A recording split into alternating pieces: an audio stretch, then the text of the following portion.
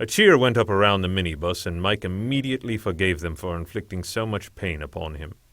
"Told you not to fall asleep," John said, taking the empty seat next to the groom-to-be. "These fuckers are animals." "Oh, I must have missed the part where you tried to stop us," Stuart said, immediately followed by a snort that would make a pig blush. Mike wiped his eyes on his sleeve, being careful not to get any of the liquid lava in or even near them. "How long was I out for?" he said, reaching for another can. That was the great thing about stag do's. You could drink until you fell asleep, wake up, and carry on where you left off. The only downside was that, in essence, you were having one final blowout before it all came to a grinding halt. Mike wondered how long it could be before Beth, of "Will you please marry me, Beth?" fame, started telling him who he could be friends with and who he had to give the brush off. It was only a matter of time, and when that time came, he knew he would do it. "That's what married life is," she'd say, and he'd nod like a dutiful dachshund, all the while discarding years of friendship as if it mattered less than a week's toenail growth. "You've been asleep for an hour," John said. "So far you've missed Tony lighting the mother of all farts and Donald mooning a coachload of nuns." He threw his head back, chuckling like a kid who'd just seen his first dirty magazine. "You should have seen their faces, dude. Looked like they'd never seen a black dude's bare ass before." And why would they, Mike thought. In fact, that was the last thing they'd probably expected to see on their way to whatever fucking nunnery they called home.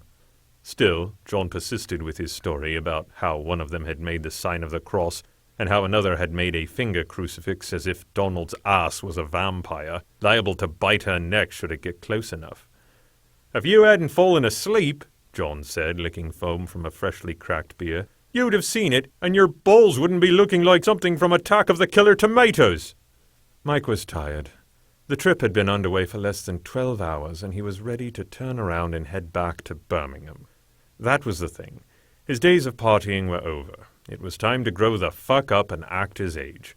32 was nothing, not really, and certainly not to his buddies who saw nothing wrong with dragging alcohol-marinated slappers back to their respective bedsits for one night of instantly forgettable and practically ineffectual love-making.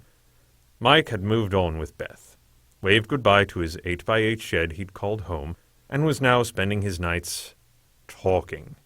Talking about kids names, and about who the kids were going to take after. "I hope they take after you because you're tall." "No, I hope they take after you because you're smart." "No, they won't take after either of us because we're not doing that thing we have to do to fucking make kids." Mike had listened to her incessant yapping, replying with the occasional nod. It kept her happy, and saying things like, "That's a nice name," and "I'm sure it won't hurt." He'd listened because that's what good men do. But if the truth be told, he wasn't ready for kids, not yet. It had taken him 2 years to propose and another 6 months to set a date. Who the fuck was he kidding by pretending he was ready to shoot out a few sprogs? "You're thinking about her, aren't you?" John said. He sounded disappointed. "Snap out of it, man. This is probably the last time she's ever gonna let you go out again. After this, it'll be nights in with mutual foot massages. Before you know it, you'll be reading the babbies a story and getting up 5 times a night to change shitty nappies." John was right. This was his weekend. His final weekend as a free man. And the last thing he should have been thinking about was Beth. "You're right, mate," Mike said. "And I really appreciate you putting all this together. I don't appreciate you burning off my nutsack.